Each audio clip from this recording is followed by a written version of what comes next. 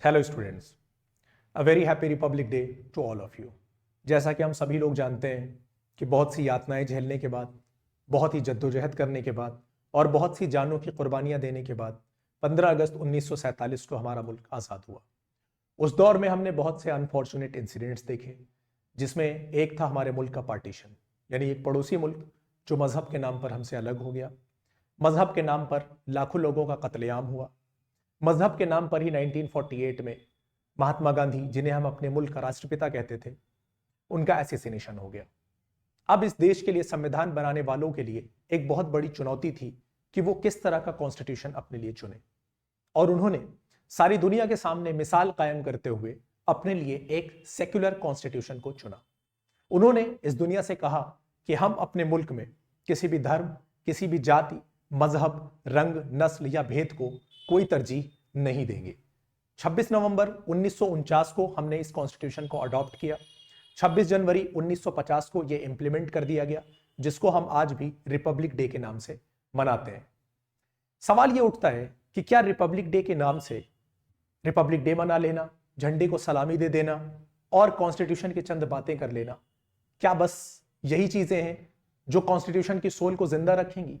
सवाल यह उठता है कि जब कॉन्स्टिट्यूशन की वैल्यूज को आप अगर मरते हुए देखें, जब आप देखें कि आपके मुल्क के लोग किस तरह मॉरली डिक्लाइनेशन पर हैं, तो क्या एक नागरिक होने के नाते आपकी जिम्मेदारी नहीं बनती कि आप आगे आएं और उन चीजों में जो बुराइयां हो रही हैं करेक्शन पैदा करने की कोशिश करें?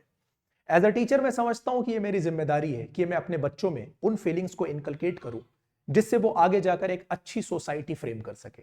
ऐसा ना हो कि वो एक गलत समाज का हिस्सा बन जाए। जैसा कि मैं देखता हूं कि 17-18 साल के बच्चे हाथों में पाइप लेकर रिलीजियस स्लोगन लगाते हुए नजर आते हैं। आपने भी सोशल मीडिया पे देखा होगा कि किस तरह से 16, 18 साल, 17 साल के बच्चों का ब्रेन वॉश किया गया है और वो रिलीजन के नशे में आकर इस तरह की हरकतें कर रहे हैं, जो एक सोशली डिसेबल सोसाइटी का मजहर बनेगी आगे चलकर।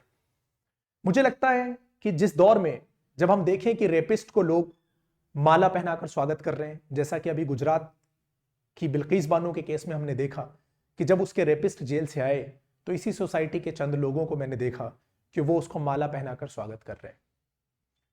जब इस मुल्क में ही उज्जैन की बात है कि वहां पर एक लड़की का मोलेस्टेशन होता है और उसके बाद वो 2 से 3 किलोमीटर मदद मांगने के लिए गुहार लगाती रहती है, लेकिन लोग उसकी मदद के लिए आगे नहीं आते। दिल्ली में ही श्रद्धा मर्डर केस आप लोगों ने सुना होगा। वहां पर एक लड़की का मर्डर सरेआम लोगों के सामने किया जाता है, लोग उसकी मदद को आगे नहीं आते हैं, वीडियो बनाते रहते हैं।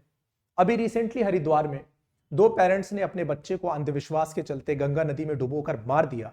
लोग वहां खड़े वीडियो बनाते रहे और कोई उसको रोकने के लिए आगे नहीं आया।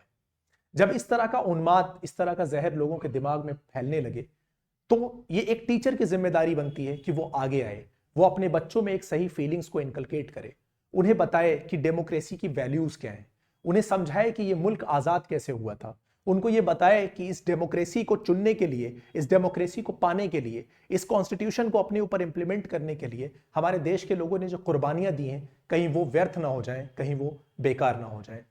कई इंसिडेंट्स जब आप इस तरह के देखते हैं तो आपका मन कहीं ना कहीं सोशल मीडिया पे चल रही इस तरह की बातों से व्यथित हो उठता है। जब हम देखते हैं कि लोग यहाँ पर रिलीजियस यानी धार्मिक उन्माद में इस तरह से डूब गए हैं कि लोग जालिम और मजलूम में धर्म का फर्क कर रहे हैं, जबकि जालिम और मजलूम में धर्म का कोई फर्क नहीं होता। मजलूम हमेशा मजलूम होता है, उसका कोई भी धर्म या मजहब नहीं होता है। बच्चों के अंदर यह फीलिंग आनी चाहिए कि जब आप किसी चीज को गलत होता हुआ देखें तो उसको रोकने की कोशिश करें।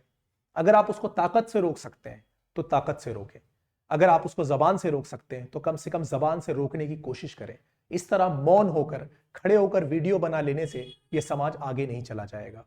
इसलिए जरूरी हो जाता है कि आज की जो ये स्टूडेंट पीढ़ी है, ये जो कल का भविष्य है, जिनको हम राष्ट्र का निर्माता कहते हैं ना स्टूडेंट्स को, कि आप जो है, आप फ्यूचर की जनरेशन है, आप इस नेशन को फ्रेम करोगे, आप डिसाइड करोगे कि ये मुल्क मेरा आगे कहां तक जाएगा, आप डिसाइड करोगे कि आप अपने मुल्क को कितना आगे लेकर जाओगे। लेकिन अगर आप ही इस तरह से हाथ में डंडा और तलवारें लेकर रोड पर रिलीजियस स्लोगन लगाने लगोगे ना, तो आप जाओगे कहां, अपने मुल्क को कहां लेकर जाओगे? आपके जहन में यह बात हमेशा रहनी चाहिए कि जो मुल्क होता है ना, ये लोगों से बनता है, ये हद से नहीं बनता। सीमा नहीं डिसाइड करती किसी भी मुल्क को। किसी भी मुल्क की जो हदें होती हैं ना, वो उस मुल्क को नहीं बनाती हैं, उस मुल्क को बनाते हैं वहां के लोग। तो यहां के जो लोग हैं ना, जब वो एक दूसरे से धार्मिक उन्माद खत्म करके ना लोगों को अच्छे से ट्रीट करना शुरू करेंगे, उनको उनके धर्म के नाम पर नहीं, उनको उनकी जाति के नाम से नहीं। इलेक्शंस होते रहेंगे, गवर्नमेंट आती रहेंगी, गवर्नमेंट जाती रहेंगी। आपको एज अ स्टूडेंट ये सीखना होगा कि मुझे सवाल कैसे करना है। डेमोक्रेसी आपको सबसे पहले सवाल करना सिखाती है। अगर एज अ स्टूडेंट आपको सवाल करना नहीं आता है तो आपकी एजुकेशन सिस्टम का कोई मतलब नहीं है, आपकी इस पढ़ाई का कोई मतलब नहीं है। अगर गलत को गलत होते हुए देखकर आप में उसे रोकने की ताकत नहीं है, आप में ये हिम्मत नहीं है कि उस गलत को गलत कह सके, तो यकीनन आपकी इस पढ़ाई लिखाई का कोई फायदा नहीं है। आप सिर्फ एक रोबोट हैं जो सुबह से उठकर शाम तक एक काम करेंगे, आपको चंद पैसे मिल जाएंगे, रोबोट को शायद वो भी नहीं मिलते हैं। बस इतना ही फर्क होगा आप में और उस रोबोट में। इस तरह आपकी सोसाइटी एक पतन की तरफ चली जाएगी, आप गिरते चले जाएंगे, आपका मॉरल डिक्लाइनेशन होता चला जाएगा, आप इस दौर में बहुत पीछे चले जाएंगे। तो मुझे लगता है कि ये बहुत ज्यादा जरूरी है कि इन टीचर्स के लिए, इस मुल्क के लोगों के लिए, जो भी लोग हैं वो आगे आए और एटलीस्ट अपने बच्चों को इन डेमोक्रेसी की वैल्यू सिखाएं कि ये डेमोक्रेसी कितनी जद्दोजहद के बाद, ये आजादी जो हमें मिली थी 15 अगस्त 1947 को, वो कितनी जद्दोजहद के बाद हमें मिली थी, ताकि वो उस पर गौर कर सकें कि ये जो छोटी छोटी चीजें हम कर रहे हैं ना, ये कितनी गलत है। ठीक है, तो बच्चों ये मैसेज स्पेशली मैं आपके लिए लेकर आया हूं, क्योंकि आप है ना, आप इस फ्यूचर को जनरेट करोगे, यानी आप इस जो आपका जो फ्यूचर है ना, जो इस मुल्क का फ्यूचर है ना, वो आप फ्रेम करने वाले हो। आप डिसाइड करोगे कि आपका मुल्क कहां जाएगा। तो आपके लिए आपकी जो जहनी जो कुव्वत है ना, वो अच्छी होना बहुत जरूरी है। आपके दिमाग का लेवल बहुत अच्छा होना जरूरी है। आप चीजों को देखो तो सवाल करना सीखो। कोई भी चीज आपके पास परोस दी जाए तो इसका मतलब ये नहीं कि वो सही होती है। अभी रिसेंटली एक रिपोर्ट के मुताबिक, वर्ल्ड इकोनॉमिक फोरम की आई थिंक वो रिपोर्ट है, उसमें बताया गया है कि हिंदुस्तान के लोगों को सबसे ज्यादा मिस इन्फॉर्मेशन प्रोवाइड करी जाती है thanks to WhatsApp university. It's all because of that. WhatsApp university की वजह से जो आपको मैसेज परोसे जाते हैं, जो तोड़ मरोड़ कर तथ्य परोसे जाते हैं, आप इस कम उम्री में उन चीजों को सही मान लेते हैं। आपको चाहिए कि आप किसी भी इंफॉर्मेशन को एनालाइज करें, उसके अच्छे और बुरे, उसके हर पहलू को ढूंढने की कोशिश करें। गवर्नमेंट या इलेक्शन में आप किसी भी रिलीजियस स्लोगन का शिकार ना हो, क्योंकि गवर्नमेंट जो होती है वो सिर्फ और सिर्फ एक सर्विस प्रोवाइडर होती है। और जब आप किसी सर्विस प्रोवाइडर को चुनते हो तो आप उसको इस वजह से नहीं चुनते हो कि वो नमाजी है या पूजा करने वाला है, बल्कि आप उसको इसलिए चुनते हो कि वो जो सर्विस दे रहा है वो मुझे अच्छी सर्विस प्रोवाइड कर रहा है या नहीं कर रहा है। जैसे कि एज ए स्टूडेंट जब आप किसी टीचर को चुनते हो तो आप ये नहीं देखते हो कि वो टीचर आपका नमाजी है या पूजा करने वाला है, वो हिंदू है या मुस्लिम है। आप ये देखते हो कि आपका वो जो टीचर है वो अपना सब्जेक्ट आपको कितनी अच्छी तरीके से पढ़ा ले रहा है। इसी तरह से जब आप किसी पॉलिटिशियन को चूज करें तो हमेशा देखें कि उसने हेल्थ सेक्टर के लिए आपके लिए कितना अच्छा वर्क किया, उसने आपकी एजुकेशन के लिए कितना अच्छा वर्क किया है, आपके एमएलए ने आपके इलाके के लिए कितना अच्छा काम किया है, आपके प्रधान ने आपके गांव के लिए कितना अच्छा काम किया है, आपके एमपी ने आपके उस इलाके के लिए क्या किया है। ये बहुत ज्यादा जरूरी हो जाता है। डेमोक्रेसी में जो पब्लिक होती है वही वहां का राजा होती है। अगर राजा खुद अपनी बागडोर किसी और के हाथ में दे देगा तो वहां से उसका पतन होना तय हो जाएगा। तो आप इस मुल्क के राजा हो, आपको डिसाइड करना होगा कि आपका मुल्क किस दिशा में जाए, एक अच्छी बुनियाद की तरफ, एक अच्छे फ्यूचर की तरफ, या फिर उसको आप गर्त में पीछे ढकेलना चाह रहे हैं। ये आपके ऊपर डिपेंड करता है। मुझे लगता है कि मौजूदा हाल में जिस तरह से ये सोशल मीडिया पे रोज इस तरह के केसेस आ रहे हैं, 16 से 18 साल के बच्चे हाथ में डंडे लिए रिलीजियस स्लोगन लगाते घूम रहे हैं, जिस तरह से किसी को भी पकड़कर उसके धर्म के नाम पर मारा जा रहा है, इसलिए जरूरी हो जाता है एज अ टीचर, हम सारे टीचर्स की जिम्मेदारी बनती है कि हम अपने बच्चों में एक सही फीलिंग्स इनकलकेट करें। उन्हें बताएं कि इस मुल्क में धर्म की कोई जगह नहीं है। धर्म हमेशा एक व्यक्ति विशेष की पर्सनल चॉइस होती है। मेरा रिलीजन मेरी पर्सनल चॉइस है। पॉलिटिक्स से मेरे रिलीजन का लेन देन सिर्फ तभी होता है जब उनको वोट्स की जरूरत होती है। उसके बाद मेरे रिलीजन का पॉलिटिक्स से कोई लेना देना नहीं होता है। आपके रिलीजन का भी उनसे कोई लेना देना नहीं है। रिलीजन हमेशा आपकी पर्सनल चॉइस होता है। आप क्या खाते हो, आप क्या पहनते हो, यह आपकी पर्सनल चॉइस है।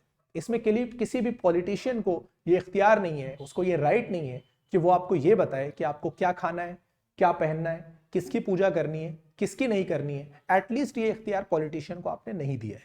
आपने पॉलिटिशियन को वोट देकर वहां पर इसलिए पहुंचाया है ताकि वो अपने मुल्क को आगे लेकर जाए, तरक्की करे, हेल्थ सेक्टर को मजबूत करे, आपके लिए अच्छी सुविधाएं लेकर आए।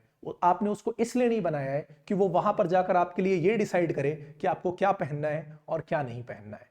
तो डेमोक्रेसी में सवाल करना बहुत जरूरी होता है। आज चूंकि रिपब्लिक डे है, इसलिए मैंने इस चीज को जरूरी समझा कि आपको समझाऊं कि इसकी वैल्यूज कितनी ज्यादा इंपॉर्टेंट है, जिससे आपको पता रहे कि इस मुल्क की आज़ादी के लिए, इसकी डेमोक्रेसी के लिए कितने लोगों ने अपनी जानों की कुर्बानियां दी हैं। कहीं वो यूं ही बर्बाद ना हो जाए और हमारा फ्यूचर एक अंधेरे की तरफ न जाता हुआ दिखे। इसलिए ज़रूरी ये है कि एक नागरिक की तरह इस मुल्क में जब भी किसी चीज़ को बुरा होते हुए देखो, हमेशा उसे रोकने की कोशिश करो। ताकत से रोक सकते हो तो ताकत से नहीं रोक सकते हो तो ज़बान से एक अच्छी सोसाइटी फ्रेम करने की कोशिश करो। तभी हमारा मुल्क आगे जाएगा और एक बेहतर भविष्य, एक बेहतर फ्यूचर, एक बेहतर चीज़ हमारा इंतज़ार कर रही होगी। Thank you. ये कहने के साथ मैं अपनी बात को यहीं पर ख़त्म करता हूँ। फिर से आप सभी लोगों को गणतंत्र दिवस की बहुत बहुत शुभकामनाएं।